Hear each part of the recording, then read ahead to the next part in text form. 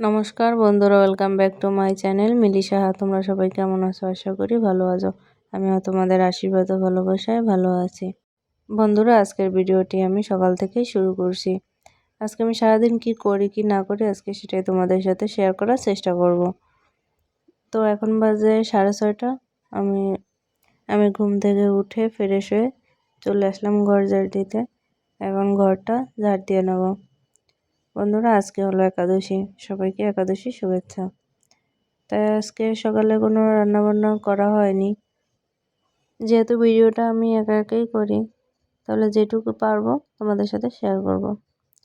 বন্ধুরা, ঘর ঝাড় দেওয়া হয়ে গেছে। এবার আমি বিছানাটা তুলে নেব। বিছানা তোলা হয়ে গেছে, এবার আমি বিছানাটা একটু ঝাড় দিয়ে নেব।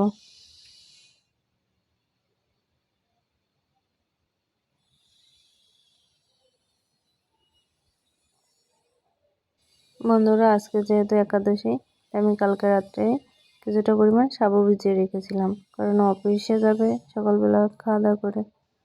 এই যে ওকে খাওয়ার জন্য সাবু গলা দিয়ে দিলাম, আর খেয়েও অফিসে চলে যাবে।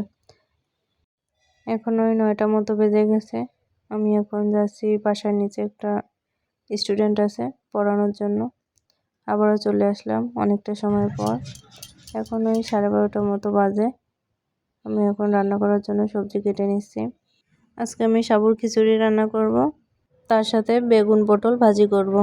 খিচুড়িতে দেওয়ার জন্য নিয়েছি মিষ্টি কুমড়া, ওলকপি, আলু আর অল্প একটু ফুলকপি। সবজিগুলো ধুয়ে নিয়েছি, সাথে কাঁচা লঙ্কা আদাটাও ধুয়ে নিয়েছি। রান্নার জন্য সব কিছু গুছিয়ে রেখে স্নান করে চলে আসলাম ছাদে। আবার জামা কাপড় নেড়ে দিচ্ছি। আজকে একটু শ্যাম্পু করে নিয়েছি। জামা কাপড় নেড়ে চুলটা একটু ছাদে বসে শুকিয়ে নেব। যেহেতু শীত একটু পড়ে গেছে, তাই স্নান করার পরে একটু শীত লাগে, তাই একটু রোদে দাঁড়াবো। রোদেও দাঁড়ানো হবে আর চুলটাও শুকানো হবে। চুলটা মোটামুটিভাবে শুকিয়ে গেলে চলে আসলাম ঘরে। এসে এবার আমি চুলটা আঁচড়িয়ে সিঁদুর পরে নিচ্ছি।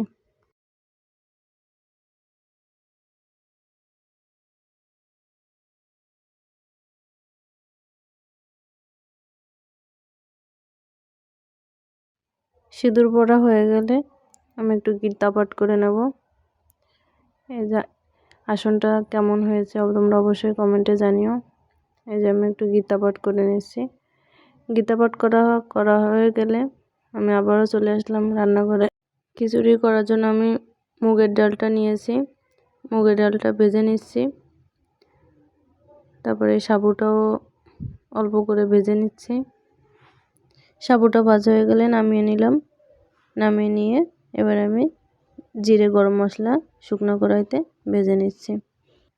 এদিকে ডালটা ধুয়ে দিয়ে প্রেসার কুকারে বসিয়ে দিলাম। প্রেসার কুকারে 4টি সিটি দিয়ে নেব সেদ্ধ করার জন্য। আর এদিকে ভাজির জন্য লবণ হলুদ মাখিয়ে নিচ্ছি। লবণ হলুদ মাখিয়ে নিয়ে আমি কড়াইতে দিয়ে দিলাম তেল দিয়ে এবার আমি ভাজিগুলো অল্প অল্প করে ভেজে নেব। এই যে ভাজিগুলো রেডি হয়ে গেছে। এবার আমি খিচুড়িটা রান্না করে নেব। ডালটা সেদ্ধ করা হয়ে গেছে।